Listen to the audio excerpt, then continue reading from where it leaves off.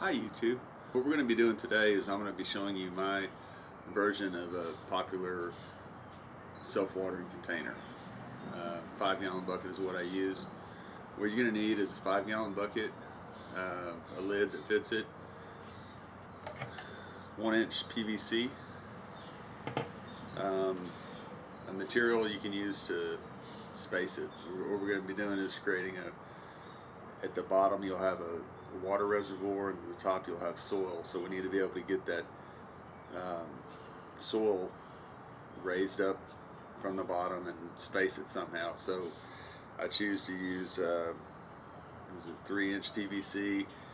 You can drill holes in it to let water pass through, or something I found that later that works well is putting a little notch in it. So when I'm going to put my fill tube inside this tower, if you want to call it that, and the water will run out, and my fill tube will have a notch in it as well. So this will be basically touching the bottom of the bucket. I put the water hose in here and it comes out there. The main thing you want to remember about this guy here is he needs to be flush with the top of the bucket, or maybe an inch or two past it. So to start with, you take the lid and you're going to cut on this inside seam right here.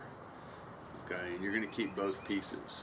What this inside part is going to be is the floor for the soil. That's going to keep the soil up off the water. And the ring will actually be something you can use later, which I'll tell you about that towards the end. After you cut it out, the next thing you're going to do is take a 1/8 inch drill bit to 3/16 and drill just a bunch of holes, any pattern you want. The idea is you want to be able to hold the soil above the water and let the water pass through. The next thing you want to do is you want to cut this hole right here. And what I do is I put the solo cup there and trace it and cut it. And then on this right here, this hole is going to be cut for the fill tube. Okay. The solo cup, I use the same drill bit I used for the floor. But basically, I probably spaced them every inch or so. So I have probably 4 holes going up, probably 6 bands of holes. Nothing in the bottom.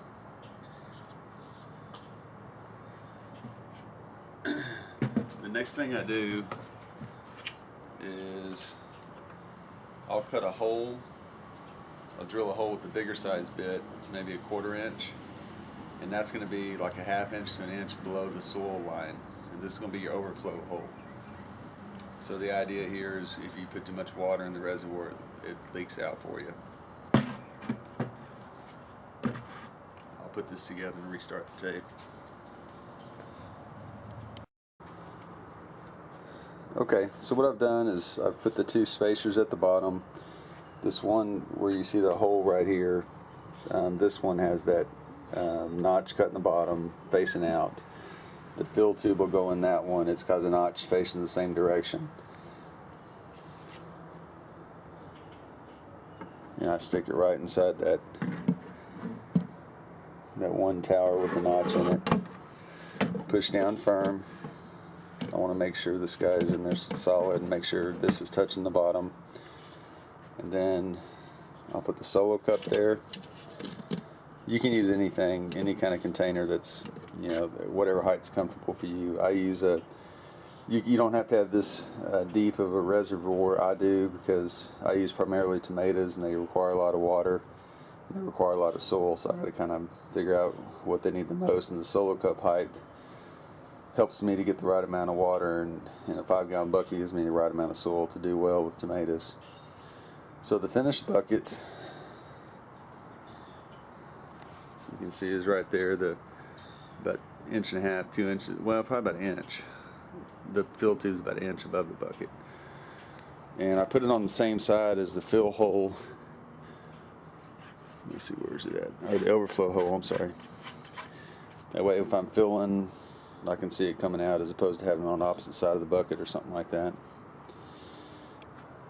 The soil you use will be potting soil. Don't just use something out of your garden. Get potting soil, and I know there's people out there that'll put a bunch of different, make their own potting soil. I just use a Miracle-Gro potting soil mix. It works pretty well.